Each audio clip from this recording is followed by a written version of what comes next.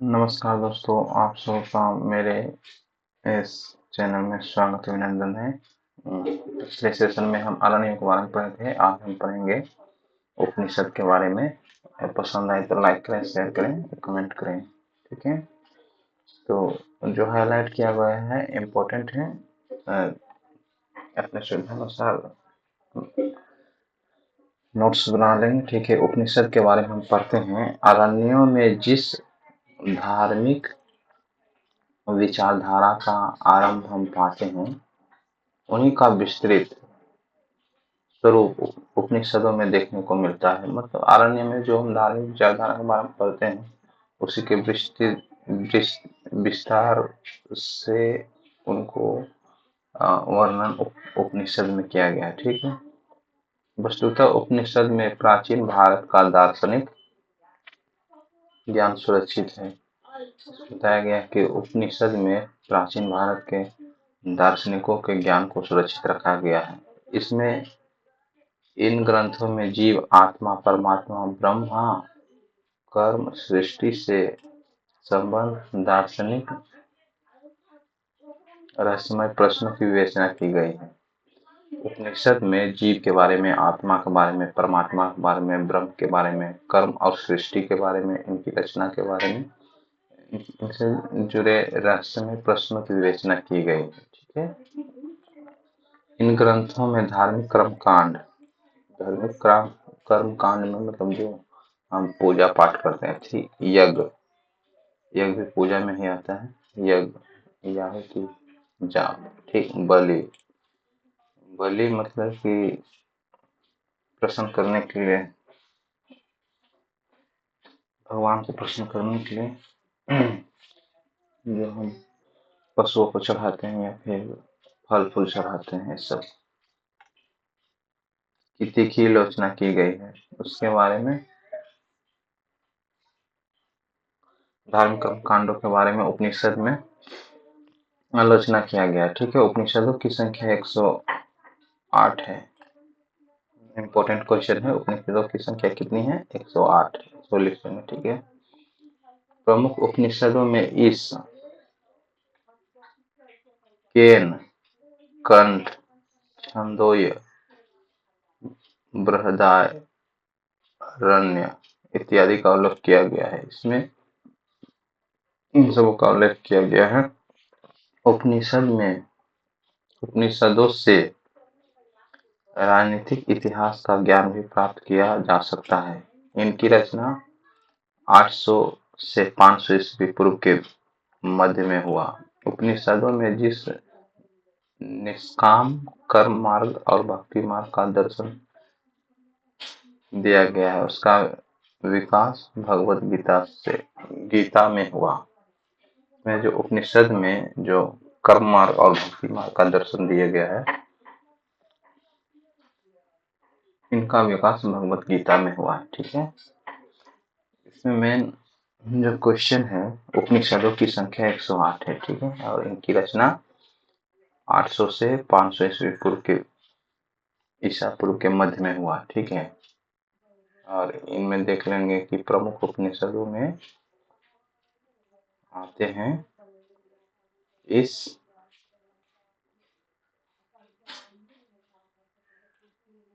केन, कंठ, छंदोय, छंदोग्य और बृहदारण्यक, ये आते हैं। ठीक है,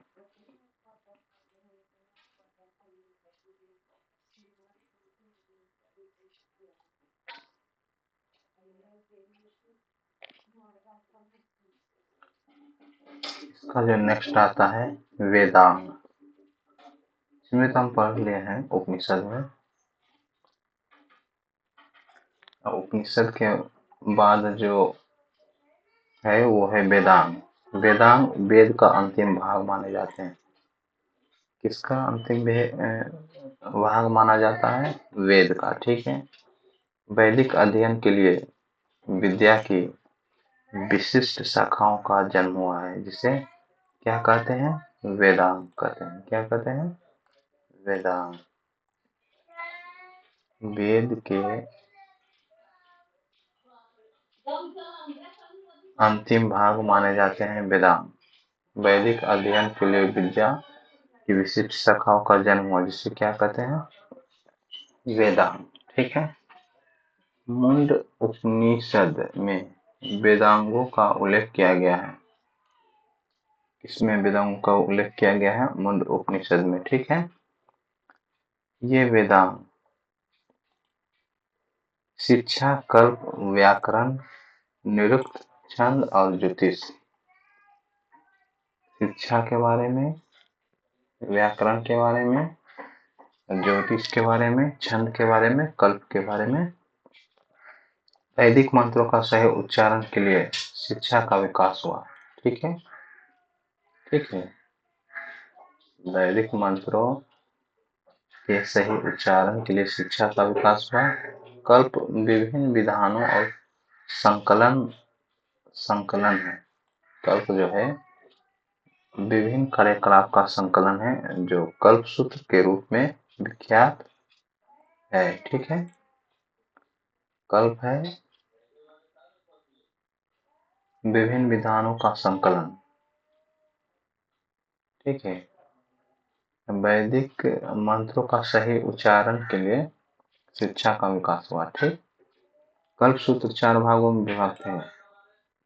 स्रोत सूत्र, स्रोत सूत्र में यज्ञ संबंधी नियम है। ठीक है। गृह सूत्र में मानव जीवन के कार्यकलाप के संबंध संस्कार और नियम है। गृह सूत्र में मानव जीवन के कार्यकलाप के बारे में, स्रोत सूत्र में यज्ञ संबंधी। ठीक। धर्म सूत्र में सामाजिक, धार्मिक, राजनीतिक का नियम है। शुल्ब सूत्र में यज्ञ एवं हवन कांडों के संबंध में नियम का संकलन है। ठीक है। सूत्र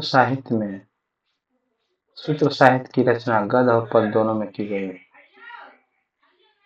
गद्य और पद्य में सूत्र साहित्य में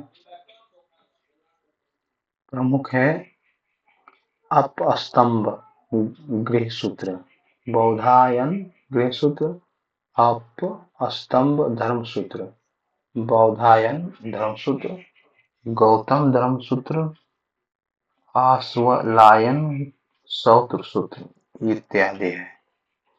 ये सब सूत्र साहित्य के प्रमुख है। ठीक। भाषा का विकास के साथ व्याकरण की आवश्यकता पड़ी। जब भाषा का विकास हुआ तो उसके साथ व्याकरण की आवश्यकता पड़ी। किस नियम के अनुसार इसका प्रयोग कब कब किया जाएगा। ठीक है। इस विषय पर 2 प्रमुख ग्रंथ लिखे गए, एक पाणिनि का अष्टाध्यायी और एक पतंजलि का महाभाष्य। इंपॉर्टेंट क्वेश्चन है। पाणिनि का अष्टाध्याय, पतंजलि का महाभाष्य। यास्क ने निरुक्त की रचना की, जिसने शब्दों की उत्पत्ति, निर्माण, अर्थ की विवेचना की है। यास्क ने निरुक्त की रचना की।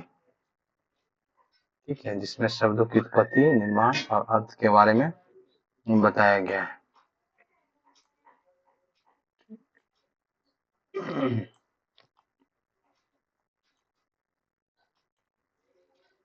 नेक्स्ट हम पढ़ते हैं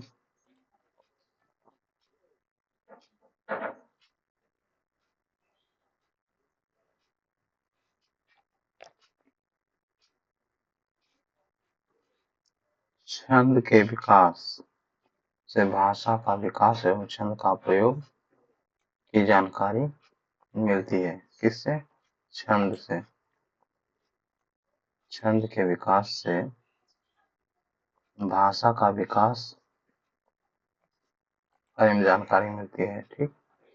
उसके बाद बहिमीर ने बृहत संहिता लिखी।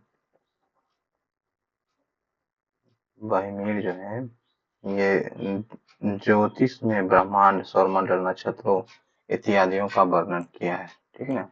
सौरमंडल के बारे में, ब्रह्मांड के बारे में, ज्योतिष विद्या के बारे में।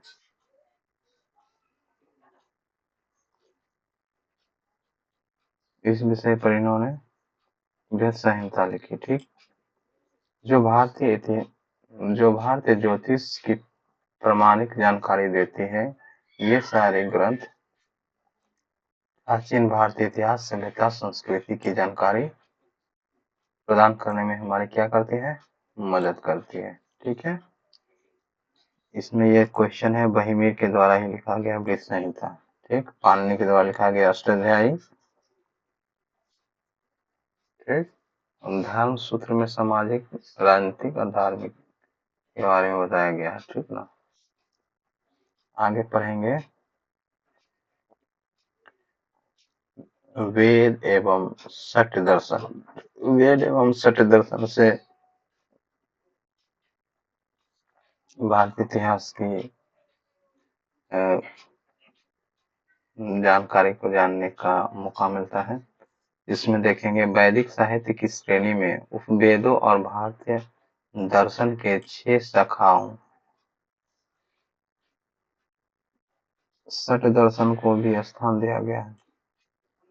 भारत के दर्शन की जो 6 शाखाएं हैं उसे सट दर्शन कहा जाता है। उपवेदों में सबसे प्रमुख स्थान यजुर्वेद का है। उपवेद में सबसे जो महत्वपूर्ण स्थान दिया गया है यजुर्वेद को दिया गया है। इसके अंतर्गत विभिन्न रोगों की पहचान, यजुर्वेद में रोगों की इलाज के लिए किस रोग का क्या पहचान है उसके बारे में वर्णन की गई है। ठीक है, उनकी दवा, जड़ी बूटी आदि का महत्व बताया गया है। इसमें यजुर्वेद में दवा, जड़ी बूटी और उनका महत्व के बारे में, रोगों को पहचान के बारे में बताया गया है। कहा जाता है कि विद्या का जन्मदाता प्रजापति ब्रह्मा थे।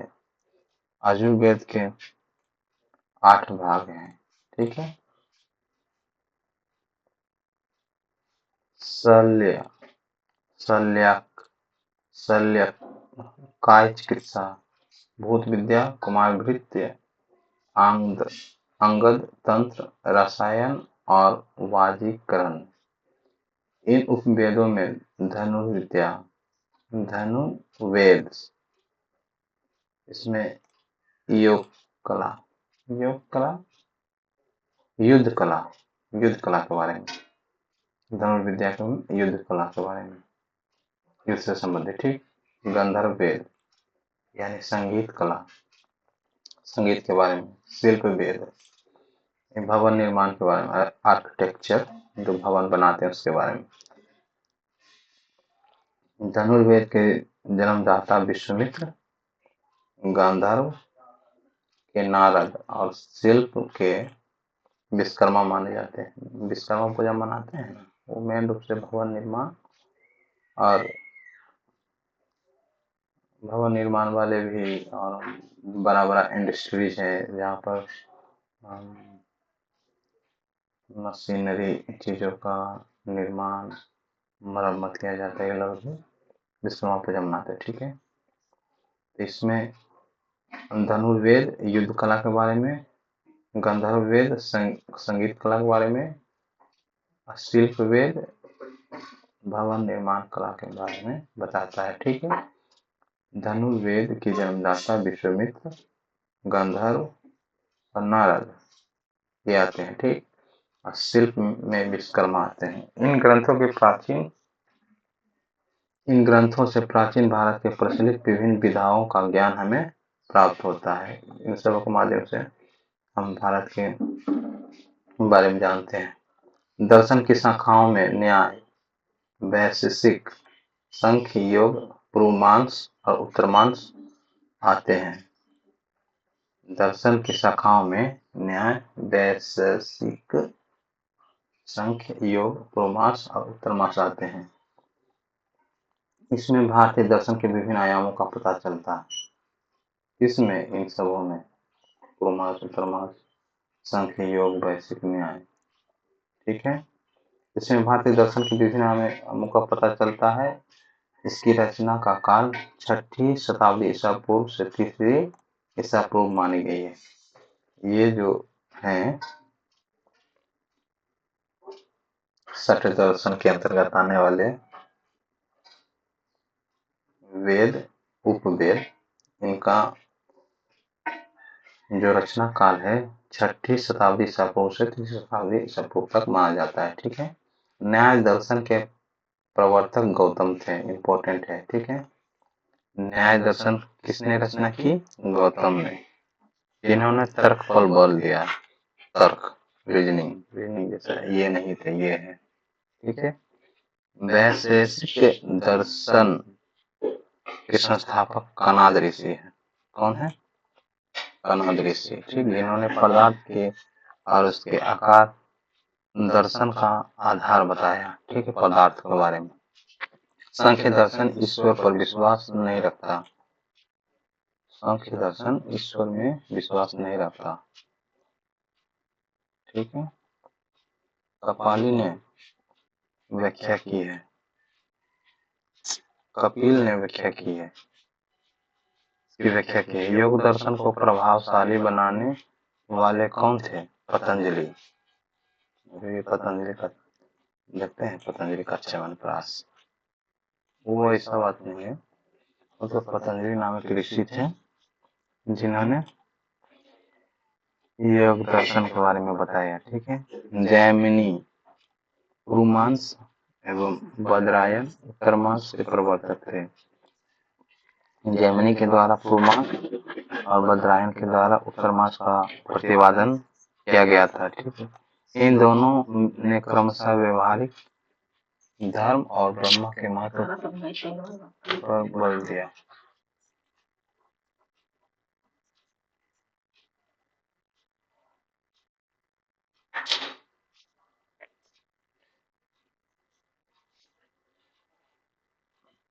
जैमिनी के पूर्व मीमांस और बद्रायन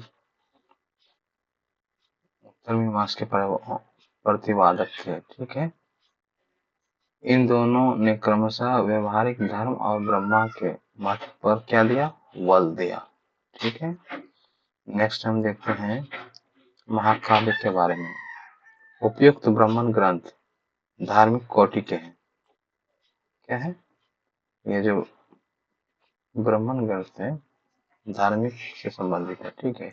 इसके अतिरिक्त अनेक ब्राह्मण ग्रंथ ऐसे हैं जो धर्म प्रधान होते हुए भी राजनीतिक, सामाजिक, आर्थिक जीवन को महत्व में प्रकाश डालते हैं। इसके बारे में बताया गया है। ब्राह्मण ग्रंथ के बारे में ऐसे हैं जो धार्मिक के साथ साथ राजनीतिक, सामाजिक और आर्थिक जीवन पर महत्व डालते हैं। इन्हें अर्ध ऐतिहासिक धर्म ग्रंथ की श्रेणी में रखा जा सकता है। अर्ध ऐतिहासिक धर्म ग्रंथ के कैटेगरी में रखा जा सकता है। ठीक है। सबसे प्रमुख महाकाव्य रामायण और महाभारत तथा पुराण आते हैं। इन ग्रंथों में महाभारत, रामायण, पुराण आते हैं। रामायण में राम को एक आदर्श राजा के रूप में की कहानी की गई है। मतलब उनका आदर्श राजा के रूप में बताया गया। ठीक है। यद्यपि राजनीतिक इतिहास की जानकारी के लिए यह ग्रंथ उतना उपयोगी नहीं है जितना महाभारत। बोल रहा है कि उतना उपयोगी नहीं है जितना कि महाभारत। फिर भी सांस्कृतिक अध्ययन के लिए रामायण की उपयोगिता एवं उसके महत्व को नजरअंदाज नहीं किया जा सकता। रामायण का भी हम उपयोग उनकी सांस्कृतिक अध्ययन के लिए करते हैं। ठीक है। इसकी कथा वस्तु एक ऐतिहासिक और समाज निश्चित नहीं है। कहने का मतलब कि ऐतिहासिकता और समय निश्चित नहीं है, परंतु अनुमान किया जाता है कि वाल्मीकि द्वारा रामायण की रचना वाल्मीकि द्वारा, ठीक ना, संकलन गुप्त काल में हुआ। कब हुआ? गुप्त काल में। रामायण में मूलतः 6000 पद थे जिन्हें विस्तृत कर बाद में 24,000 कर दिया गया। पहले 6000 था, अब 24,000 कर दिया गया, मतलब बाद में। प्रोफेसर रामशरण शर्मा के अनुसार रामायण की रचना 5वीं शताब्दी ईसा पूर्व के आरंभ में हुई।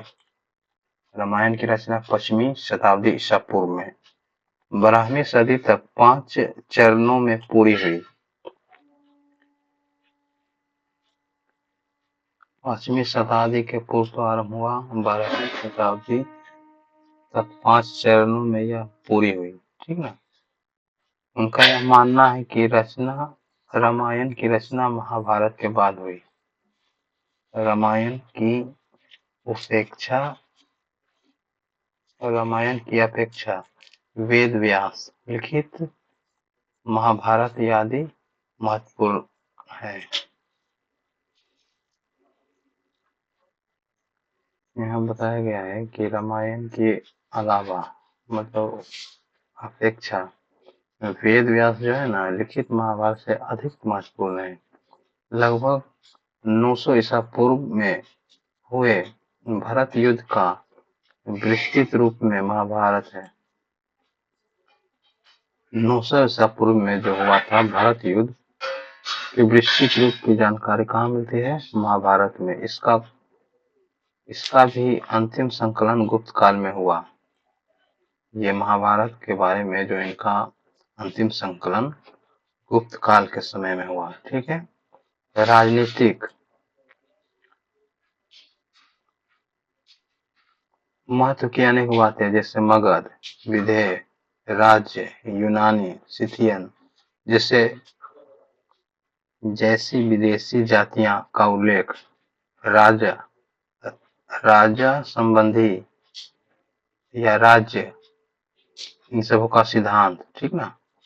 राज्य और राजा संबंधी सिद्धांत, मंत्रिपरिषद, विभिन्न सामाजिक, आर्थिक और धार्मिक क्रियाकलापों का विशद विवरण इस ग्रंथ से प्राप्त होता है। किसमें? महाभारत में। ठीक है। महाभारत में आरंभ में 8,800 पद थे। कितना पद थे? आरंभ में 8,800 पद थे। इन्हें जय के नाम से जाना जाता था। महाभारत को जय के नाम से जाना जाता था। बाद में इसकी संख्या बढ़ाकर 24,000 हो गई। पहला था 8,800, तब ये जय कहलाता था। 24,000 हो गई, अब ये भरत के नाम से विख्यात हुआ।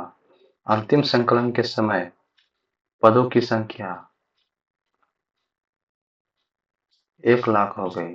ठीक है। कितना हो गई?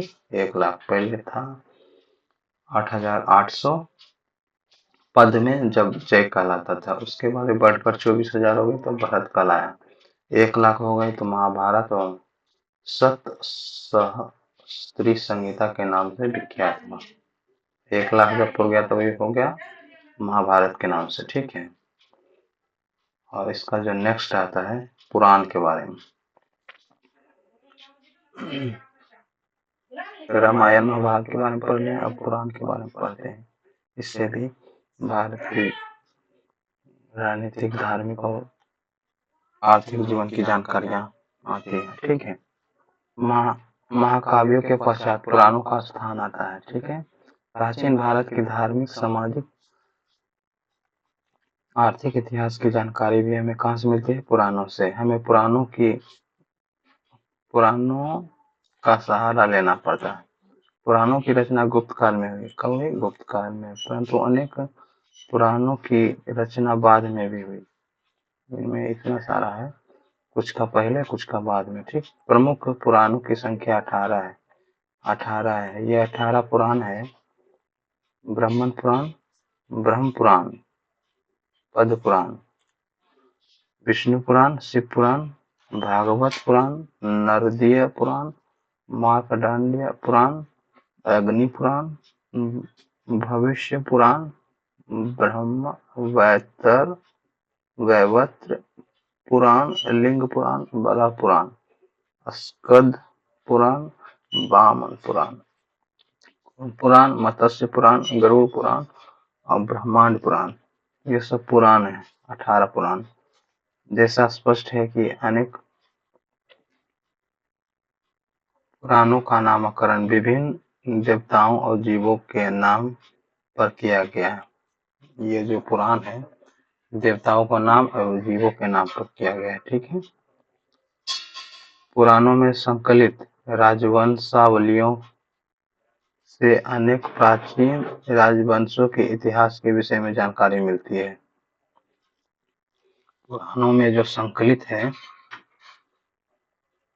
ये जो विष्णु पुराण, शिव पुराण, भागवत पुराण, नरेंद्र पुराण और इसके अलावा वामन पुराण, ये सब इत्यादि, इन सबों में हमें प्राचीन भारतीय इतिहास के राजवंशों के बारे में कि किसके बाद किस राजा का आगमन हो, इसके बारे में हम पढ़ते हैं। पुराणों में शिशुनाग वंश, नंद वंश, मौर्य वंश, शुंग वंश, आंध्र सतवाहन वंश और गुप्त वंश शासकों का उल्लेख किया गया है। किसमें? पुराणों में। प्रशासनिक, धार्मिक, आर्थिक, सांस्कृतिक महत्व भी विद्यमान है। किसमें? पुराणों में। इसमें धार्मिक, आर्थिक और सांस्कृतिक महत्व भी मिलता है। अनेक त्रुटियों के बावजूद इसमें त्रुटि है, ठीक ना। प्राचीन इतिहास का महत्वपूर्ण स्रोत के रूप में इसकी रचना संस्कृत में हुई थी। ये जो पुराण है, इन सबों का रचना संस्कृत में हुई है, ठीक है, जिसका अनुवाद बाद में फिर किया गया है अपने सुविधानुसार, लेकिन जो बुक मिलता है संस्कृत में ही लिखी रहती है, ठीक। नेक्स्ट है स्मृति अथवा धर्मशास्त्र। वेद, पुराण के बाद आए हैं स्मृति एवं धर्म शास्त्र। प्राचीन भारतीय इतिहास के एक महत्वपूर्ण स्रोत के रूप में स्मृति अथवा धर्म शास्त्र का उल्लेख किया गया है। भारतीय इतिहास के एक महत्वपूर्ण स्रोत के रूप में इनका उपयोग किया गया है। यद्यपि स्मृति ग्रंथों से राजनीतिक इतिहास पर प्रकाश नहीं पड़ता। कह रहा है कि स्मृति से भारत के राजनीतिक इतिहास के बारे में नहीं जान पाते हैं, ठीक है। स्मृति में सबसे महत्वपूर्ण मनुस्मृति और मानव धर्म शास्त्र है। इसकी रचना लगभग कब हुई? 200 ईसा पूर्व से 200 ईस्वी के मध्य। ये इम्पोर्टेंट है। अगला बार में ये जो पढ़े थे कि पुराण है 18, ठीक है, नाम लिख लेंगे ना सुविधानुसार, ठीक। और स्मृति और धर्मशास्त्र में सबसे महत्वपूर्ण है मनुस्मृति या मानव धर्मशास्त्र। ये 200 ईसा पूर्व से 200 ईस्वी के मध्य में इसकी रचना हुई। अन्य स्मृतियों का उल्लेखनीय याज्ञवल्क, विष्णु और नारद स्मृति है। कौन कौन है? याज्ञवल्क, विष्णु एवं नारद स्मृति। अधिकांश स्मृतियों की रचना गुप्त और गुप्तोत्तर काल में हुई। गुप्त काल और गुप्त काल के पश्चात मनुस्मृति की रचना हुई, ठीक। पर अनेक टीकाएं भी लिखी गई गुप्तोत्तर काल और गुप्त काल के पश्चात। स्मृतियों में धर्म, राज्य, स्मृतियों में राज, धर्म, सामाजिक नियमों का उल्लेख किया गया है। ये जो स्मृति है, इसमें हम पढ़ते हैं कि सामाजिक नियमों का उल्लेख किया गया है। इन नियमों को कानून का दर्जा कहा गया है। जो नियम बने हैं उन्हें कानून में बदल दिया गया है कि आपको ये करना है, ये करना है, ठीक है। स्मृतियों के प्रावधानों को भंग करने वालों को दंड की व्यवस्था की गई है। आजकल की तरह ही स्मृतियों में भी ऐसा व्यवस्था, नियम, कानून बनाया गया है कि सभी लोग अपने सुविधानुसार इन सबों का क्या करें? उपयोग करें, ठीक है। नेक्स्ट देखते हैं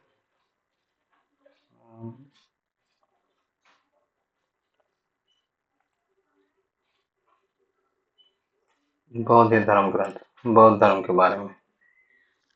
इनसे हमें जानकारी क्या मिलती है, पढ़ते हैं। ब्राह्मण धर्म ग्रंथों की तरह बौद्ध धर्म ग्रंथ भी इतिहास के पुनर्निर्माण में बहुमूल्य योगदान करते हैं। ब्राह्मण धर्म के बारे में, इतिहास के पुनर्निर्माण के बारे में पढ़ते हैं, जानते हैं। बौद्ध धर्म के उद्भव और विकास के साथ ही एक विशाल साहित्य की रचना हुई। बौद्ध धर्म की जब विकास हुई, इसके बाद उसके नियम कानून बनाने के लिए, उसके रीति रिवाज को बनाते हुए, देखते हुए बौद्ध धर्म ग्रंथ की रचना हुई, ठीक है। ब्राह्मण ग्रंथों की तरह बौद्ध ग्रंथ बौद्ध धर्म ग्रंथ भी धर्म प्रधान साहित्य है। ठीक है, जैसे हिंदू धर्म में ब्राह्मण ग्रंथ है ना, उसी बौद्ध धर्म ग्रंथ भी हमारे लिए महत्वपूर्ण है। प्रशासनिक, सामाजिक, आर्थिक और सांस्कृतिक महत्व देखने को मिलती है। किसमें? बौद्ध धर्म ग्रंथ में। आरंभिक बौद्ध ग्रंथ पाली भाषा में लिखे गए थे। किसमें? पाली भाषा में। अंगुत्तर निकाय ये आते हैं, अंगुत्तर निकाय आते हैं बौद्ध धर्म ग्रंथ में। ठीक है, 6ठी शताब्दी ईसा पूर्व के 16 जनपदों का उल्लेख मिलता है। ये जो अंगुत्तर निकाय है, जो कि हम पढ़ते हैं कि वैदिक युग के बाद भारत में राज्यों का उदय, जिसमें 16 जनपद के का वर्णन मिलता है। किसमें मिलता है? अंगुत्तर निकाय में। ठीक, उदक निकाय में जातक कथाएं करीब 1547 का वर्णन किया गया है उदक निकाय में। ठीक, यद्यपि मूल रूप से जातक कथाएं बुद्ध की पूर्व जन्म के संबंध है, तथापि इन ग्रंथों में 3 से 4ठी शताब्दी ईस्वी तक के जीवन की झांकी मिलती है। किसके बारे में? बुद्ध के बारे में। ठीक है, जातकों से गणतंत्र के नागरिक जीवन, प्रशासनिक व्यवस्था, अस्पष्टता, दासों की स्थिति, व्यापार, प्रचार प्रसार इत्यादि की जानकारियां प्राप्त होती है। किनसे? जातक कथा से बुद्ध के जीवन के बारे में, नागरिक जीवन के बारे में, शासन व्यवस्था के बारे में, छुआछूत के बारे में, अस्पष्टता यहाँ लिखा गया है, दासों की स्थिति, व्यापार, प्रचार प्रसार, इन सभी चीजों के बारे में हम जो पाते हैं जानकारियां, वो बौद्ध ग्रंथ के माध्यम से भी पाते हैं कि उस समय में भी ऐसी ऐसी व्यवस्थाएं थी। जातक कथाओं में बुद्ध के समकालीन राजाओं का नाम भी उल्लेख है। बुद्ध के समय में कौन से राजा थे? ठीक, मगध, काशी, कौशल, अंग आदि राज्यों के इतिहास पर भी उसमें प्रकाश पड़ता है। जातक कथाएं हैं उस समय में मगध, काशी, कौशल, अंग इत्यादि राज्य जो थे, उसके इतिहास के बारे में हम जानते हैं। ठीक है, त्रिपिटक का पाली साहित्य में विशेष महत्व है। त्रिपिटक एक साहित्य है, यह है पाली साहित्य। ठीक ना, इसका भी क्या है? बहुत महत्व है। ठीक, 3 विभिन्न बौद्ध ग्रंथों में सम्मिलित नाम है त्रिपिटक। यह जो त्रिपिटक है, बौद्ध धर्म ग्रंथों में सम्मिलित 3 विभिन्न बौद्ध ग्रंथों का सम्मिलित है। क्या? त्रिपिटक। बुद्ध के निर्वाण के पश्चात इसकी रचना हुई, बुद्ध की मृत्यु के बाद। ठीक, सुपिटक में बुद्ध के धार्मिक विचारों और प्रवचनों का संग्रह किया गया है। सुपिटक में बुद्ध के धार्मिक विचार चोरी ना करें, ये आर्य सत्य, ये सब विचारों का वर्णन किया गया। ठीक है, अभिधम्म पिटक में दार्शनिक सिद्धांतों का संकलन है। क्या है? धार्मिक सिद्धांतों का संकलन। आगे बुद्ध के बारे में पढ़ेंगे नेक्स्ट चैप्टर में, अभी ये जो है शॉर्ट में कर लेते हैं। ठीक है, विनय पिटक में संघ से संबंध नियमों की चर्चा की गई है। विनय पिटक में संघ के बारे में, उनके समूह के बारे में कि क्या नियम कानून होंगे। इन तीनों ग्रंथ से बौद्ध ग्रंथ के मूल तत्व, उनके प्रचार मतलब प्रसार, बौद्ध संघों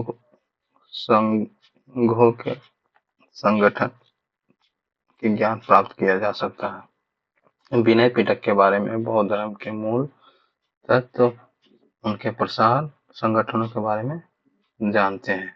पाली भाषा में भी संस्कृत की तरह महाकाव्यों की रचना हुई। किसकी? महाकाव्यों की रचना। इसमें दीपमांस महामांस है पाली भाषा में, ठीक ना। संस्कृत की तरफ महाकाव्य की रचना है, ठीक। इसकी रचना कहाँ हुई? श्रीलंका में। किसकी? दीपवंश और महावंश की रचना श्रीलंका में हुई। अनेक प्रमुख बौद्ध ग्रंथ, ये जो है बौद्ध ग्रंथ के प्रमुख ग्रंथ है, ठीक है। अशोकवादन, अवदान दशक, अवदान शतक, दिव्यवदान, बुद्धचरित्र, सौंदर नंद, मिलिंद पंदो, ललित विहार, आर्य मंजूश्री मूल कल्प, ये सब है बौद्ध ग्रंथ के आने वाले प्रमुख भारतीय ग्रंथ, जिसमें भारतीय इतिहास के विभिन्न पहलुओं को जानकारी प्राप्त की गई है, ठीक है। अनेक बौद्ध ग्रंथ संस्कृत में लिखे गए हैं। ये बौद्ध ग्रंथ के बारे में बताया गया है। बौद्ध ग्रंथ अधिकतर जो है पाली भाषा में और संस्कृत भाषा में लिखे गए हैं। आगे के चैप्टर हम जैन दर्शन के बारे में पढ़ेंगे। अब तक पढ़ने के लिए, जुड़ने के लिए like, share and subscribe. Thank you.